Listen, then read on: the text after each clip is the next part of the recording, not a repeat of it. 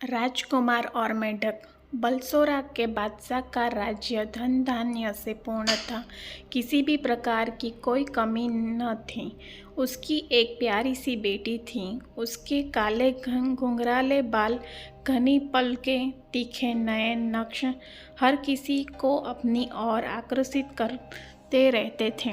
राजकुमारी के पिता उसके जन्मदिन पर हर वर्ष कोई न कोई सुंदर उपहार दिया करते थे। उसको उन उपहारों में सुनहरी गेंद बेहद प्रिय थी। खाली वक्त होने पर राजकुमारी अपने महल के बाहर सुंदर बगीचे में गेंद खेलकर मन बहलाया करती थी। एक दिन राजकुमारी गेंद को जोर जोर से उछाल कर खेल रही थी। जैसे ही सूर्य की किरणों में गेंद चमकती थी, उसकी रोशनी चारों ओर फैल जाती थी। उस रोशनी को देखने में उनको बड़ा आनंद आ रहा था। तभी गेंद अचानक जोर से उछली और बगीचे के बीचों बीच बने कुएं में जा गिरी और राजकुमारी रोने लगी। फिर वही हुआ जो हमेशा से होता आया है, एक मददगार की एंट्री। लेकिन इस बार वो मददगार एक मेढक था। उसने उस राजकुमारी की मदद तो की, पर बदले में एक शर्त भी रखी कि वो गेंद तो लाएगा, पर राजकुमारी को उसे अपने साथ अपने महल में रखना होगा। राजकुमारी न चाहते हुए भी हाँ कर बैठी, क्योंकि उसे अपनी वो सुंदर सी गेंद जो चाहिए थी। उसकी मनपसंद सुनहरी गेंद।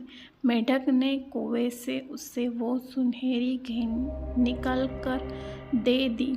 लेकिन गेंद पाकर राजकुमारी ने अपना मन बदला, क्योंकि उसको जो चाहिए था उसे मिल गया।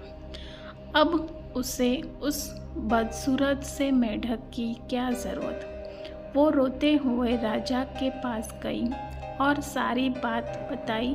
लेकिन राजा अच्छा और सच्चा था, तो उसने कहा, वादा तो वादा होता है, चाहे किसी से भी किन्हीं परिस्थितियों में किया जाए, और राजकुमारी को मेढक को अपने साथ रखना ही होगा।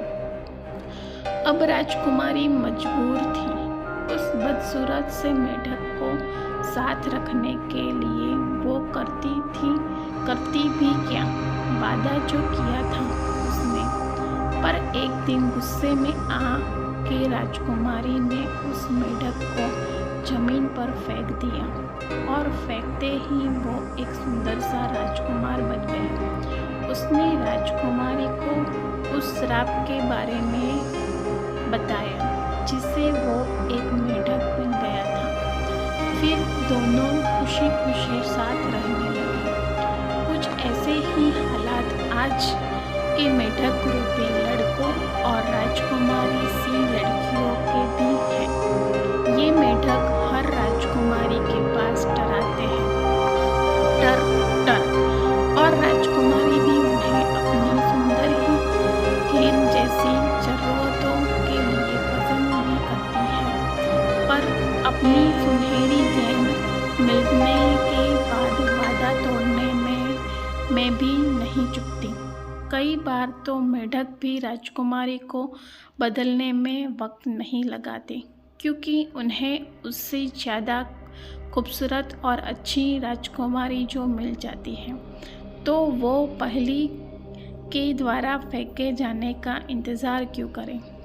वो अपनी तलाश पूरी करने के लिए वक्त तक कुआं और राजकुमारी बदलते, जब तक उन्हें वो राजकुमारी मिल न जाए जो उन्हें मेढक से इंसान बना दे। पर ये तलाश इतनी आसान नहीं थी, क्योंकि न तो अब वो राजकुमारी है जो वादा निभाए, न वो मेढक जो राजकुमारी द्वारा फेंके जाने का इंतज़ार कर पाए। इसीलिए ये तलाश भी अभी चल रही है और मेढकों की टर भी जारी है। न जाने अब किसी मेढक के इंसान बनने की बारी है।